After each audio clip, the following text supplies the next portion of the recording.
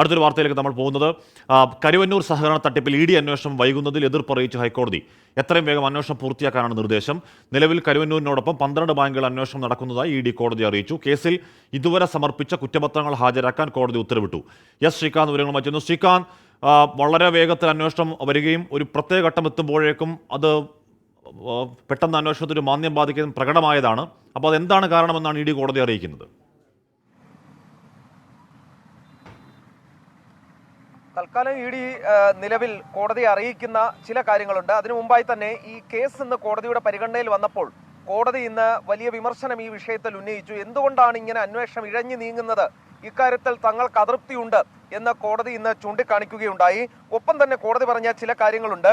ഈ അന്വേഷണ വഴിയിൽ ചോദ്യം ചെയ്യൽ എവിടെ വരെയായി, ആരെയൊക്കെ ചോദ്യം ചെയ്തു, ഏതൊക്കെ കേസിൽ കുറ്റപത്രം സമർപ്പിച്ചു, ഇക്കാര്യങ്ങൾ കോടതി ചോദിക്കുകയുണ്ടായി.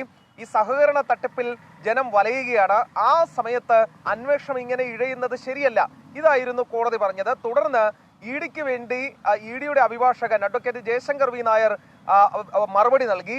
ഈ അന്വേഷണ വഴിയിലെ കോടതി ഇടപെടലുകളാണ് അന്വേഷണം ഇങ്ങനെ ഇഴയുന്നതിന് കാരണമെന്ന് അദ്ദേഹം മറുപടി പറഞ്ഞു.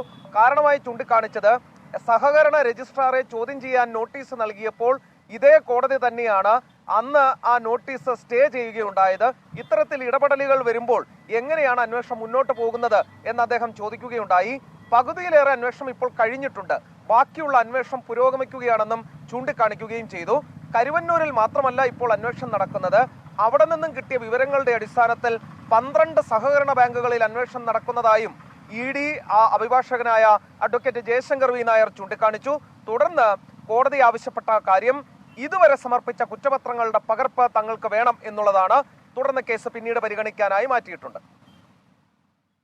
ശ്രീകാന്താണ് ആ വാർത്തയുടെ വിവരങ്ങളിൽ നിന്ന്. നമുക്കറിയാം ഒരുപാട് പാവങ്ങളുടെ വിയർപ്പ് കാശ് തട്ടിച്ചുകൊണ്ട് പോയൊരു കേസായിരുന്നു അത്. അപ്പോൾ ഇ ഡി വന്നപ്പോൾ ആ വിഷയത്തിലെങ്കിലും, ഇപ്പോൾ ഇ ഡി രാഷ്ട്രീയ വേട്ട എന്നൊക്കെ പറയുമ്പോൾ പോലും ആ വിഷയത്തിൽ ഇ ഡി വന്നതിനെ അനുകൂലിച്ചവരാണ് ബഹുഭൂരിപക്ഷം ആൾക്കാർ. കാരണം ഈ പാവങ്ങൾക്ക് ആ പണം തിരിച്ചു കിട്ടുന്നു എന്നതിലേക്ക് എത്തുമെന്നുള്ളതാണ്. പക്ഷേ ആ അന്വേഷണം ഇടയ്ക്ക് വെച്ച് മന്ദീഭവിച്ചതിൽ ഹൈക്കോടതി അതൃപ്തി അറിയിക്കുകയാണ്. ഇനി ഇ ഡി പറയട്ടെ എന്തുകൊണ്ടാണ് ആ മന്ദത എന്ന്.